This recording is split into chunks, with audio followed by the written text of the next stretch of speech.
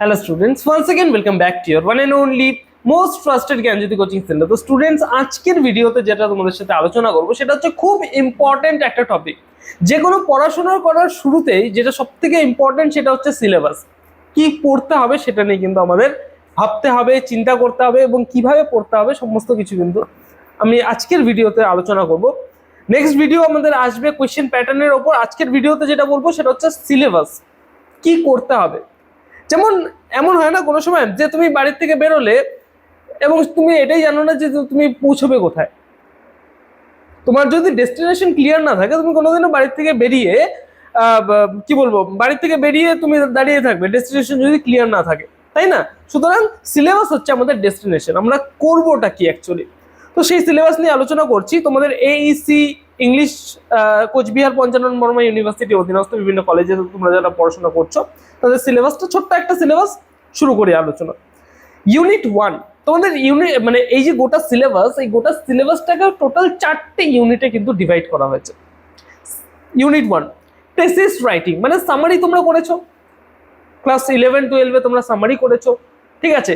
সেই সামারিটাই হচ্ছে এখানে তোমাদের করতে হবে, থিসিস রাইটিং। সেকেন্ড ইউনিট তোমাদের অ্যাপ্লিকেশন রাইটিং, ঠিক আছে?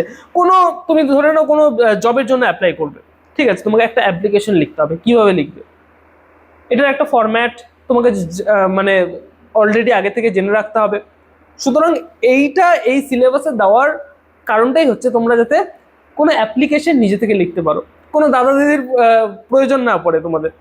নেক্সট হচ্ছে ব্যাংকের লোনের জন্য কোনো অ্যাপ্লিকেশন রাইটিং হতে পারে, ঠিক আছে? কোনো এফআইআর করবে থানাতে, তার জন্য কোনো অ্যাপ্লিকেশন রাইটিং হতে পারে। এই সমস্ত কিছু কিন্তু তোমাদের ইউনিট নাম্বার 2-তে দেওয়া হয়েছে। নেক্সট হচ্ছে রিপোর্ট রাইটিং, ঠিক আছে? রিপোর্ট রাইটিং কিন্তু তোমাদের সিলেবাসে দেওয়া রয়েছে। বোঝা গেল? তোমাদের রিপোর্ট রাইটিং বিভিন্ন ধরনের হয়, সেগুলো কিন্তু তোমাদের পড়তে হবে। ইউনিট নাম্বার 3-তে বলেছে এবং ইউনিট নাম্বার 4-এ বলেছে হচ্ছে comprehension from the given pros passage.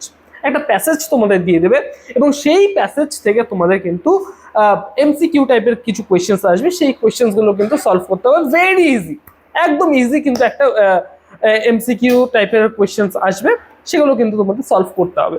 বোঝা গেল? এই ছিল তোমাদের একটা ছোট্ট সিলেবাস। ছোট্ট সিলেবাসটা ডিসকাস করলাম। এর পরের দিনের ভিডিওতে যেটা তোমাদের সাথে আলোচনা করব সেটা হচ্ছে কোয়েশ্চেন প্যাটার্ন। তোমাদের কিভাবে প্রশ্ন আসবে, প্রিভিয়াসে কিভাবে প্রশ্ন এসছে, সম্পূর্ণটাই কিন্তু বিস্তারিতভাবে আলোচনা করবো পরের ভিডিওতে। সুতরাং পরের ভিডিওটাও খুব ইম্পর্টেন্ট একটা ভিডিও হতে চলেছে। সো দেখা হচ্ছে পরের ভিডিওতে। সবাই টিউন থাকো এবং বলবো সবাইকে যে আমাদের সাবস্ক্রাইব বাটন যেটা আছে নিচে, সেই সাবস্ক্রাইব বাটনটাকে হিট করো, কারণ আমরা কিন্তু এই সমস্ত কন্টেন্টস তোমাদের জন্য নিয়ে আসতে থাকি। দেখা হচ্ছে একটা নতুন ভিডিওতে নতুন কোনো টপিকের সাথে। Till then keep learning, keep exploring. Thank you so much.